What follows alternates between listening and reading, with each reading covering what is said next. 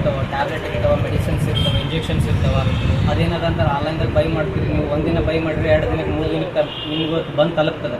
ಆ ತಲುಪಿದಾಗ ಅದು ಏನಾಗ್ತದೆ ಒಂದು ಕ್ವಾಂಟಿಟಿ ಅದು ಏನಿರ್ತದೆ ಅದ್ರದ್ದು ಮೇಂಟೆನೆನ್ಸ್ ಅದು ಅಂದರೆ ಏನಾದರೂ ಟೆಂಪ್ರೇಚರ್ ಇಷ್ಟೇ ಇಡಬೇಕು, ಇಷ್ಟೇ ಮೇಂಟೈನ್ ಮಾಡ್ಬೇಕಂತ ಒಂದು ರೂಲ್ಸ್ ಇರ್ತದೆ. ಅದು ಏನು ಮಾಡ್ತಾರೆ, ಅದು ಎಲ್ಲೋ ಬೇಕಲ್ಲಿ ಆನ್ಲೈನ್ದಾಗ ಬಂದಾಗ ನಿಮಗೆ ತಲುಪೋದ್ರಾಗ ಡ್ಯಾಮೇಜ್ ಆಗಿರ್ಬೋದು, ಏನೇನು ಅದ್ರಾಗ ಕೊರತೆ ಕಂಡಿರ್ಬೋದು. ಹಾಗಾಗಿ ಇನ್ನೊಂದೇನಂದ್ರೆ ಆನ್ಲೈನ್ ಫಾರ್ಮಸಿ ಬಂದುಬಿಟ್ಟು ನಮ್ಗೆ ಭಾಳ ಹೊಡೆತ ಬಿದ್ದಿದೆ. ಯಾಕಂತಂತಂದರೆ ಈಗ ನಾವು ಇಷ್ಟೆಲ್ಲ ದೊಡ್ಡ ಶಾಪ್ ಇಟ್ಕೊಂಡು ನಾವು ರೆಂಟ್ ಕಟ್ಟಬೇಕು, ಅದೆಲ್ಲ ಇರ್ತವೆ ನಮಗೂ ಮತ್ತು ಮಗದೊಂದು ಇರ್ತಾವೆ. ಹಾಗಾಗಿ ಏನಂತಂದ್ರೆ ಆನ್ಲೈನ್ ಸರ್ವಿಸ್ ಬಗ್ಗೆ ನಾವು ವಿರೋಧ ವ್ಯಕ್ತಪಡಿಸ್ತೀವಿ. ಇನ್ನೊಂದೇನಪ್ಪ ಅಂತಂದ್ರೆ ನಾವು ಯಾಕೆ ಬಂದ್ ಮಾಡಿಲ್ಲ ಅಂತಂತಂದರೆ ಇದಕ್ಕೆ ನೈತಿಕ ಬೆಂಬಲ ನಾವು ಸೂಚಿಸ್ತೀವಿ, ಬಂದಿಗೆ ನಾವು ಕರೆ ಕೊಡ್ತೀವಿ, ಓಕೆ, ಅದೇ ಅಂತಿಲ್ಲ. ಇನ್ನೊಂದೇನಪ್ಪ ಅಂತಂತಂದರೆ ನಾವು ಇದು ಯಾಕೆ ಬಂದ್ ಮಾಡಿಲ್ಲ ಅಂತಂತಂದರೆ ಈಗ ಸಾರ್ವಜನಿಕ ಹಿತದೃಷ್ಟಿಯಿಂದ ಈಗ ನಾಳೆ BP ಶುಗರ್ ಟ್ಯಾಬ್ಲೆಟ್ ಇರ್ತಾವೆ, ಹಾರ್ಟ್ ರಿಲೇಟೆಡ್ ಪೇಷಂಟ್ ಇರ್ತಾವೆ ನಮ್ಮಲ್ಲಿ. ಈಗ ಒಂದಿನ ಟ್ಯಾಬ್ಲೆಟ್ ಬಿಟ್ಟರೆ ಅವ್ರಿಗೆ ಆರೋಗ್ಯದಾಗ ಏರುಪೇರು ಆಗ್ಬಾರ್ದು, ಸಮಸ್ಯೆ ಆಗ್ಬಾರ್ದು ಅಂತ ಕೇಳಿಗೆಸಿಂದು ಇದಕ್ಕೆ ನಾವು ನೈತಿಕ ಬೆಂಬಲ ಸೂಚಿಸ್ತೀವಿ.